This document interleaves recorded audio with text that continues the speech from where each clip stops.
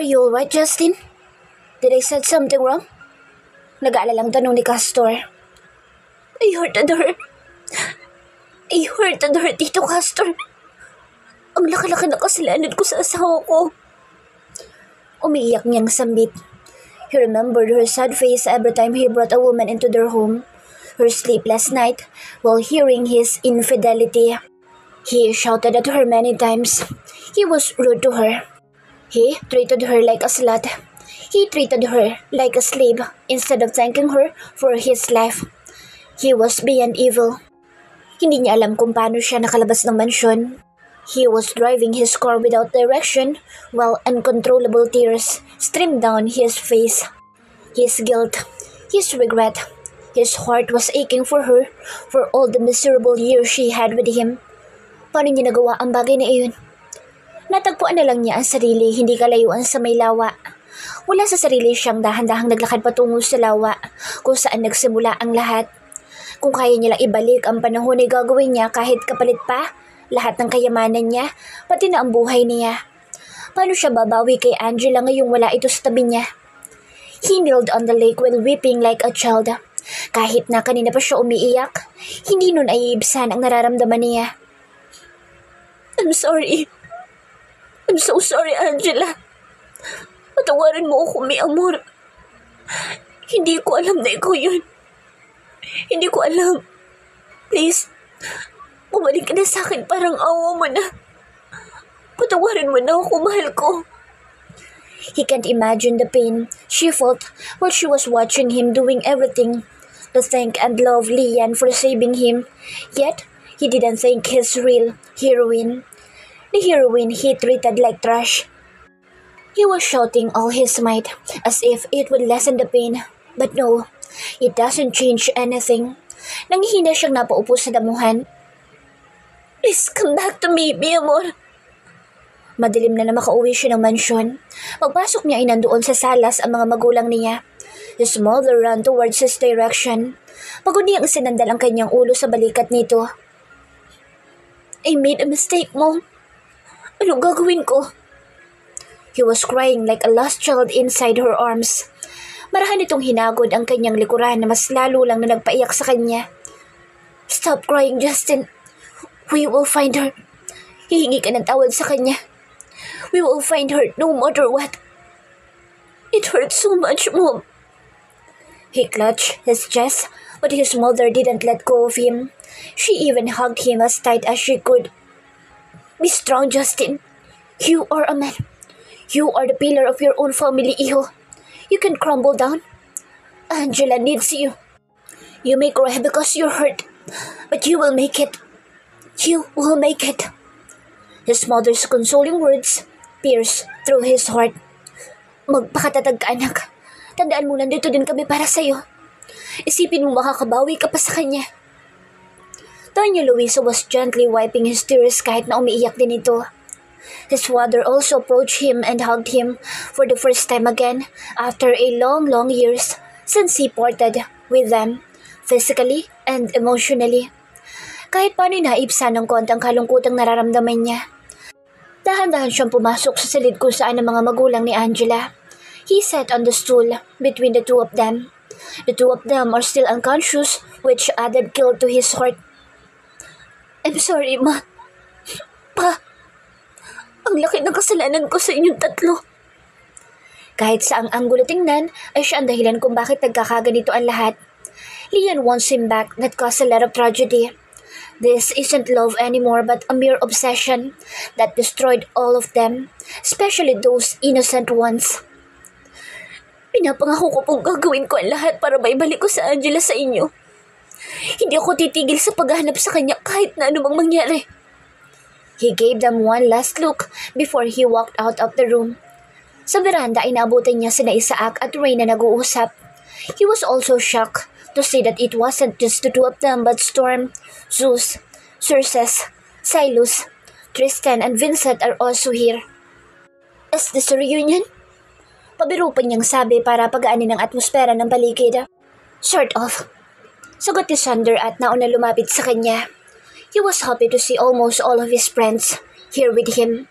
Dahil abala na sila sa kanilang negosyo, minsan na lang silang magkasama-samang lahat at sa ganitong sitwasyon pa talaga.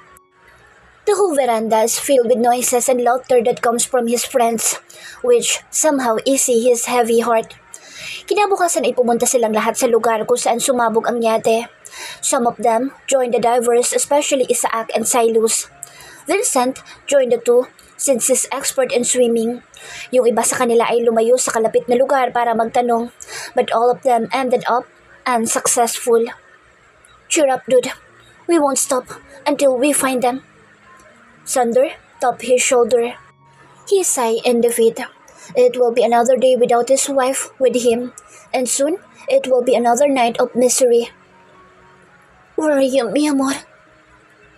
They were having their dinner when Isaac showed him the deleted CCTV footage he had recovered. He saw Abby went to his office noong papunta pa lang siya ng Maynila para sana kausapin si Mr. Heras. Hindi na siya nag-aksaya pa ng oras at ipinatawag sa Minerva. Sir, pinatawag niyo daw po ako. Tinapunan niya ng malamig na tingin ng babae. Kasalukuyan silang nasa study room ng kanyang ama.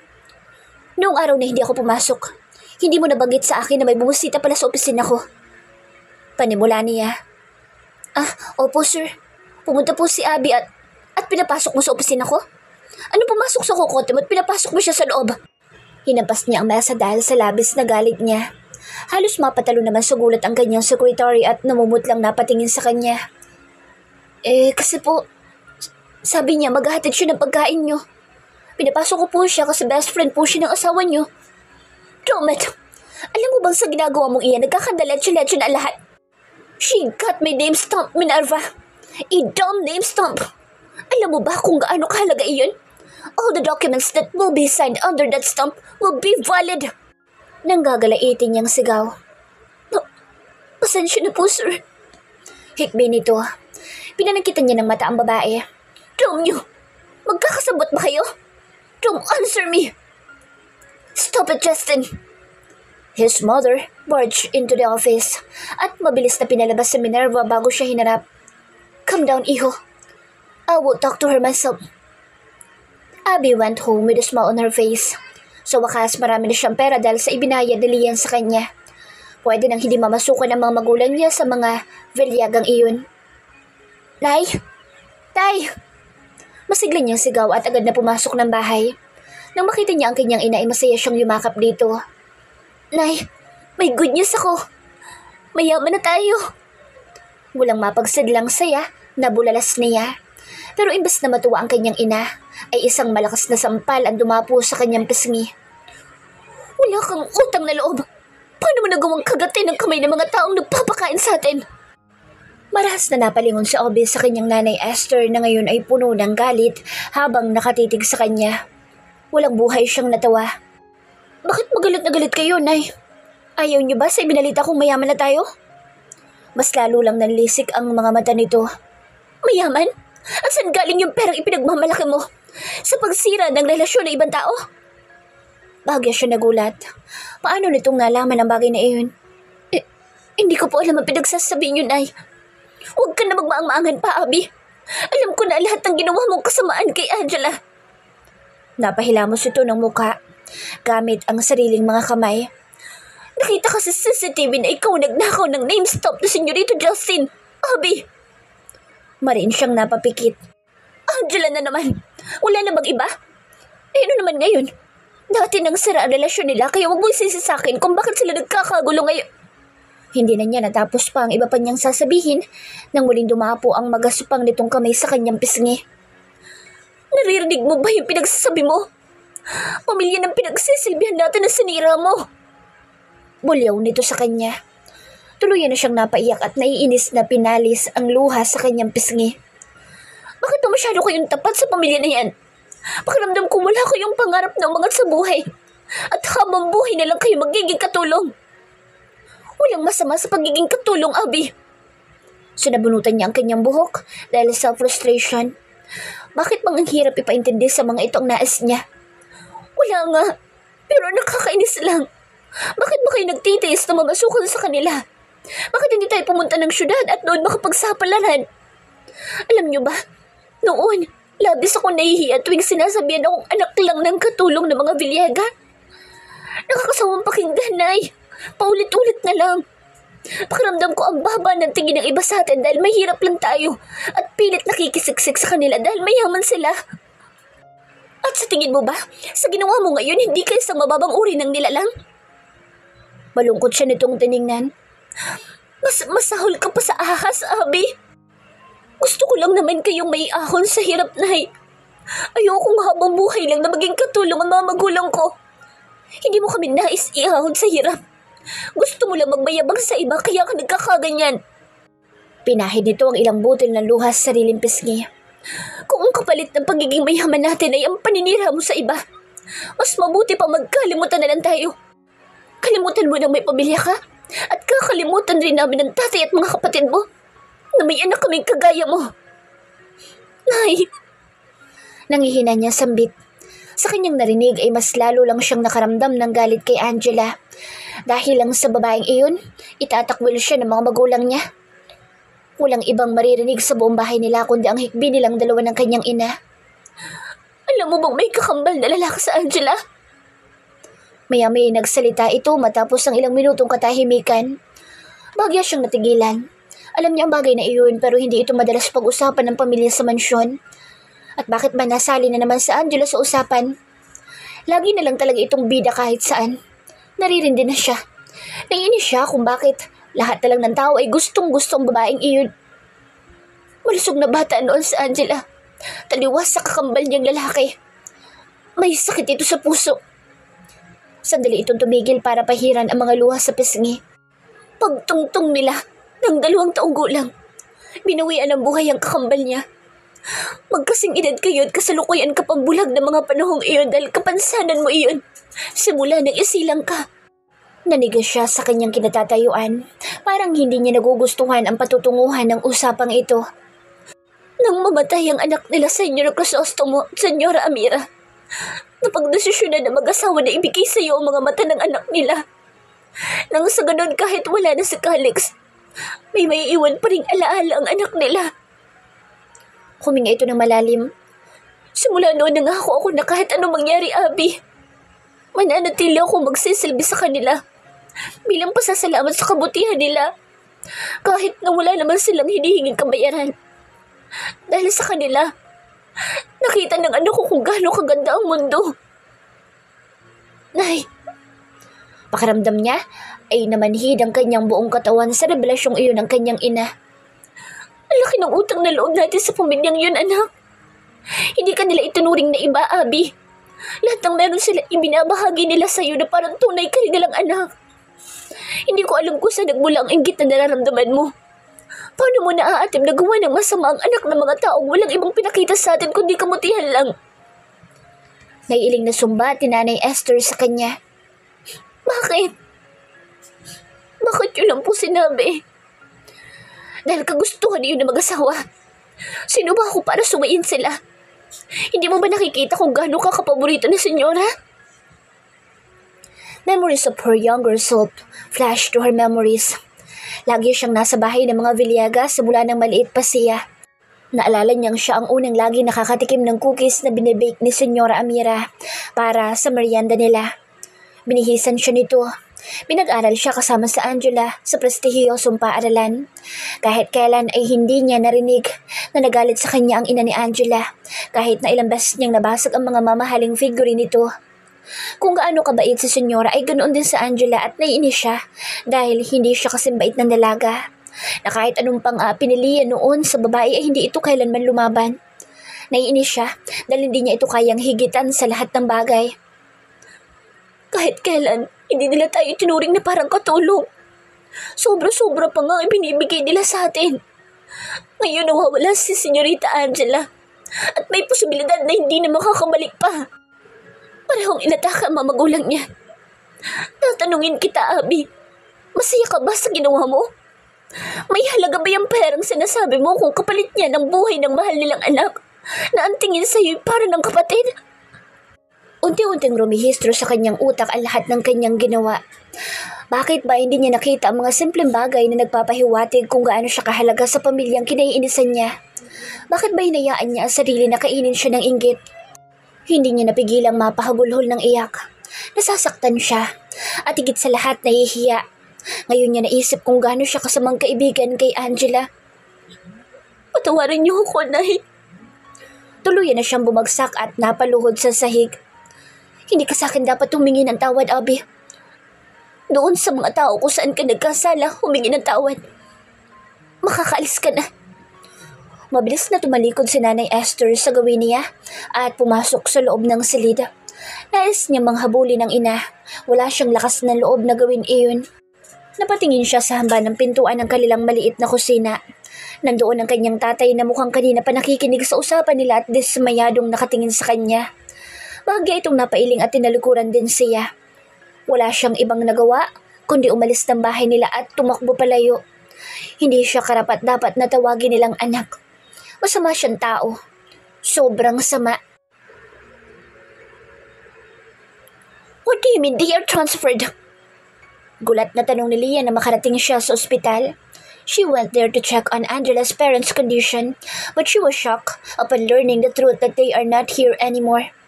What about their condition? Gising na ba sila? Tanong niya ulit sa nurse station. Hindi pa po, ma'am. Pero ang son-in-law po nila mismo ang nagpa-transfer sa kanila. Magalang na sagot ng nurse. Do you know the exact location? Tinignan siya ng nurse na parang nagdududa ito sa mga tanong niya kaya naman nginitian niya ito at iniwasang magmukhang mataray. You know me. I'm a famous model kaya makakasiguro kang hindi ako masamang tao. Pabalik-balik ako dito noong nakaraan pa. I'm their niece. Kumurap-kurap ito saka tumango. Nasa Manila po sila. Gonzales Medical Hospital po. She immediately left the hospital. Habang naglalakad siya patungong parking lot ay hindi siya mapakali. Nakakahalata na kaya si Justin na may kinalaman siya sa mga nangyayari ngayon? But it's impossible knowing ang mga tao ni Master M ang kumikilos ng lahat. Abby was on her side too. At kung may alam na si Justin dapat ay sumugod na ito sa bahay niya kaya noong nakaraan. No, this can't be. Hindi pwedeng mabulilyaso ang mga plano niya. Everything is perfect na. Crisanto got the company's control now. Kunti na lang talaga. If she can kill Angela's parents, then her dad will be blamed by many. Iisipin ng mga ito na sinadyang pinapatay ni Crisanto ang kapatid para makuha ang kayamanan nito. It will be Crisanto's fall. At wala nang matitira sa pamilya nila, kundi siya na lang. Then everything will fall into the right place. Good morning, Mrs. Portalejo. Bati ng Admiral kay Doña Luisa na nakaupo sa couch ng salas. Good morning, Admiral. Any updates about my son and daughter-in-law? We are still trying our best. Is that your best? Hanggang ngayon wala pa rin kayong lead kung nasa ng asawa ko tapos you tried your best? Are you kidding me, Admiral Sanchez? Bigla niyang singit sa usapan ng mga ito. Galing pa siya sa safe house na ang abuelo mismo ni Nicolo na si Lola Herman ang nag-provide para masiguro ang kaligtasan ng mga magulang ni Angela kung sakali mang may magtangka sa buhay nito. They don't exactly know what Lian really wants aside from him, kaya mabuti na makasigurado. Mama Amira is now awake but still in recovery, while Don Crisostomo is still unconscious. Jessie, on the other hand, is still recovering from her injuries. Stop being rude, Justin. Saway ng kanyang ina. Subalit mas nanaig pa rin ang galit at frustration niya. Upang hindi na makapagsalita ng kung ano-ano pa inilisan niya ang salas at lumabas na ng bahay. Nang makatanggap siya ng text mula kay Lian. She's inviting her for lunch. The nerve of this woman. Kung siya lang masusunod ay baka nasakal na niya ang babae. But he has to reconsider everything at hindi pa iirali ng emosyon niya. Her DNA was all over Jess's wounds. And who knows what else did she do? Akmang papatayin niya ang kanyang cellphone nang makatanggap siya ng tawag mula kay Isaac. Dude, we found James in a hospital somewhere in Visayas. And we are heading to the location as of this moment. Mabilis silang pumunta ng mga magulang niya kasama si Therese patungong Visayas para kumpirmahin kung totoong si James nga ang lalaking sinasabi ni Isaac. Pagkarating nila sa ospital ay nauna na doon si Isaac kasama si Rain. Where is he? Is it true na si James nga ang nandito? Confirm, dude. You can check it inside. Yun nga lang ay wala pa siyang malay sa ngayon.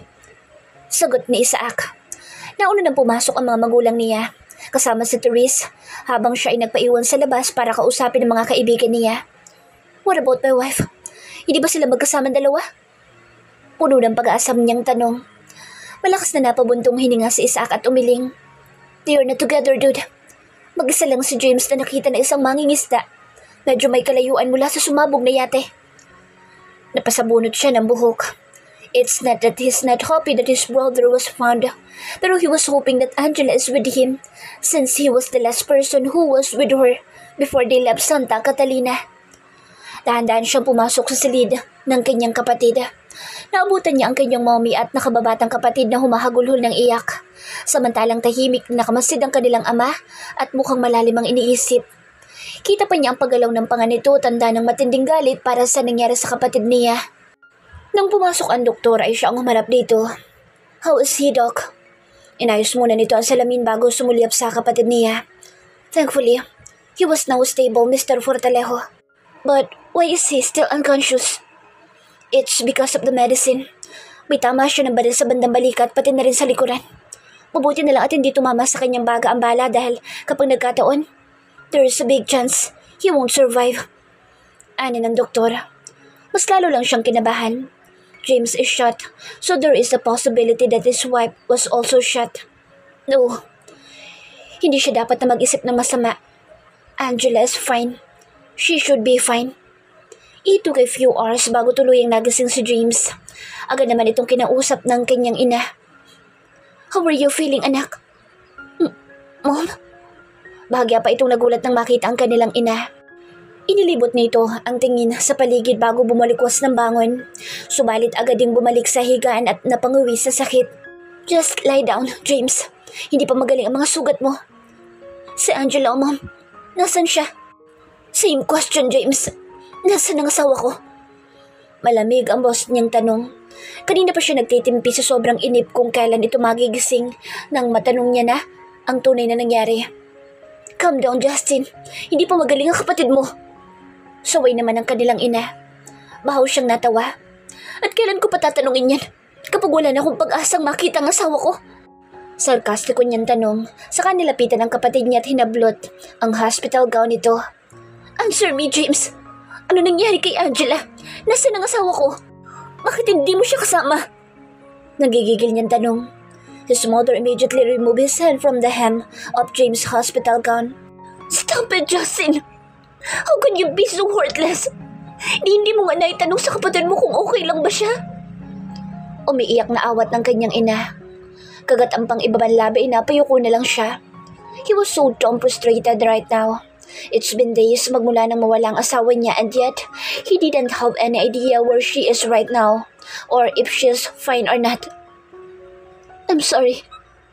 Tanging nasabi niya bago tumalikod at naglakad ng palabas ng silid. There's a speedboat. Ani James na nagpahinto sa kanya. Lumungon siya sa kanyang kapatid. Kita niyang malungkot itong nakatingin sa kanya. Guiltiness was written all over his face. Angela and I had a little misunderstanding kaya iniwan ko siya sandali sa deck para magpalamig habang minamanaobra ko ang yate patungong Hilaga. Huminga ng malalim si James. His mother was squeezing his brother's hand. Pagkalipas ng ilang sandali, bumalik ako sa itaas para kausapin siya, tumingin ang towel sa kanya pero hindi ko siya makita. I tried to look for her and that's when I noticed a speedboat from the north. But before I could confirm who was it, the yacht was bombed. You mean you didn't saw my wife before the explosion? Paninigurado niya. James released a deep sigh. Yes, I didn't. But as I followed the water, I noticed that there's a motorboat going east. But my vision was too hazy, Kuya. I was shot twice. That's why I lost consciousness. Bigla siyang natahimik. Hindi kaya wala sa Angela na sumabog ang yate? And if she's not with James at that time, then where is she? Could she be in Lian's hands? It feels like riddle to him. It was my fault, Mom. Kung hindi ko siya dinala sa yate, hindi sana mangyayari ito. James is now weeping like a child in their mother's arms, kagaya niya noong nakaraan. Mahigpit naman itong niyakap ng kanilang ina habang hinahagod ang likod. Mariin siyang napapikit at napahilot ng sentido. This is so damn frustrating. He looked at his brother and sighed. Stop blaming yourself. Kung may sisisihin man dito sa nangyari, walang iba kundi ako. All of this mess started because of me.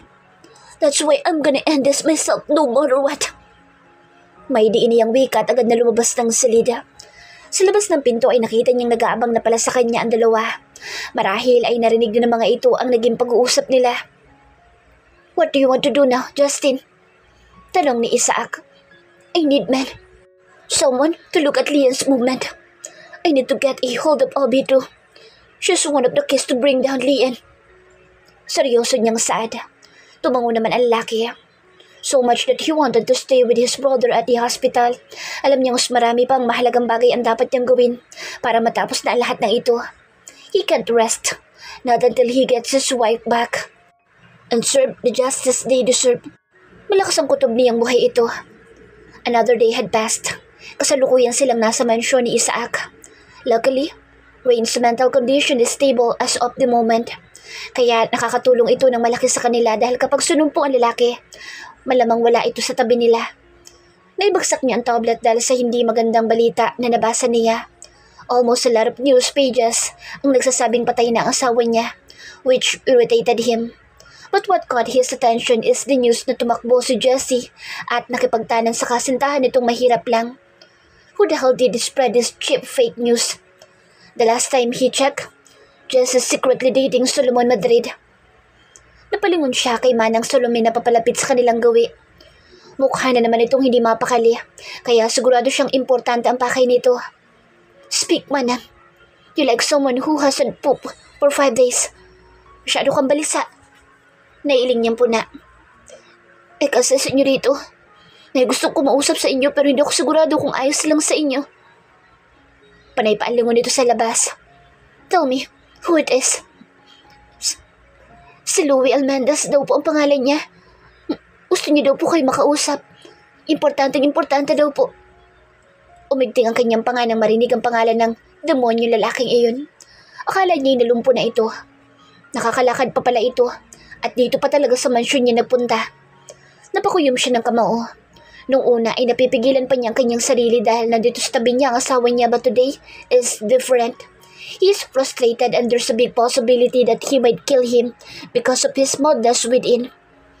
Huminga siya ng malalim. Tell him to go to hell, Manang. Ayoko siya makausap at baka mapatay ko pa siya dito mismo sa pamamahay ko. Sige po. Nakayokong tugon ng matanda at dahan-dahang umalis. I think it's a better idea to let him in, Justin, and hear what he has to say. Suwestyon ni Isaac. Malamig niya itong tiningnan. And what if I can't contain myself? Rain lips formed a half smile. A creepy smile to be exact na ikinailing niya. We're here to snuff you out if you lose your mind. He was silent for a moment pero maya-maya lang ay tinunguan niya sa Manang Salome na naghihintay pa pala ng sagot niya. Magkasalikop ang kanyang mga kamay habang nakatukod sa kanyang hita ang siko at nakayuko.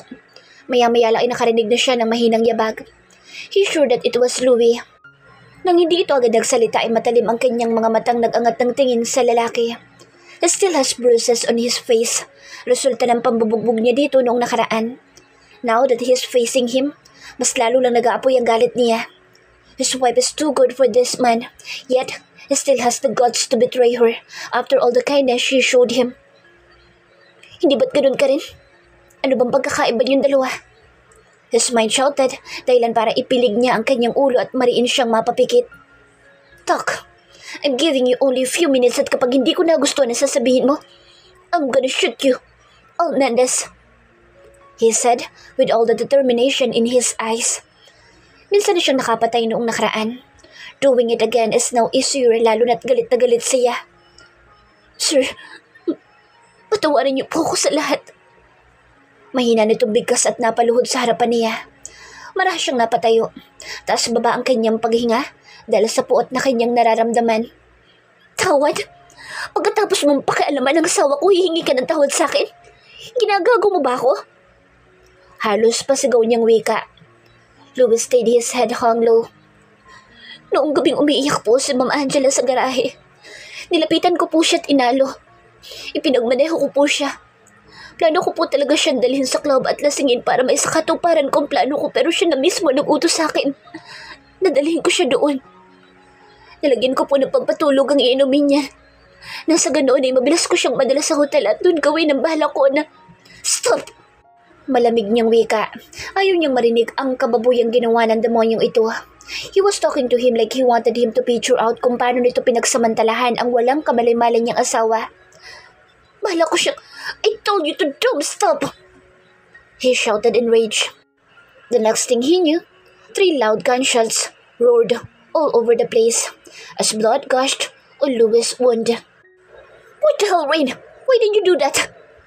Gulat na bulalas ni Isaac habang nagpapalipat-lipat ng tingin sa kanilang dalawa ni Rain. I promise to stop him out if he will lose his mind. Kibit-balikat itong sagot. But why the hell did you shoot Justin? To snap him out. Rain casually shrugged his shoulders. Nasa po na lang ni Isaac ang kanyang noo. He will go crazy if these two will continue. That's a very idiotic idea. You dumbass. Oh shit, did he shoot you too? Isaac exclaimed. Justin chuckled upon realizing their situation. He shot Louis on his shoulder because of his anger, for he won't stop talking. But his idiot friend Rain shot him on his right arm, and his reflexes quickly reacted that he shot him on his left arm too. Kita niyang napangawi si Louis sa sakit at nag-angat ng tingin sa kanya. Hindi ko po ginusto nangyari.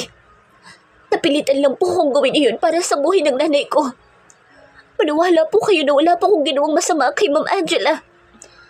Bahagya siyang napaatras sa narinig at baliwala sa kanya ang pagsigid ng kirot sa sugat niya. What do you mean? Papatayin po nila ang nanay ko kapag hindi ako sumunod. Siya na lang po meron ako kaya kahit ayokong gawin ay pinapagawa sa akin. Ginawa ko. Patawarin niyo ako, Mr. Fortalejo. Hindi ko po sinasadya. Boses pagsusumamo nito.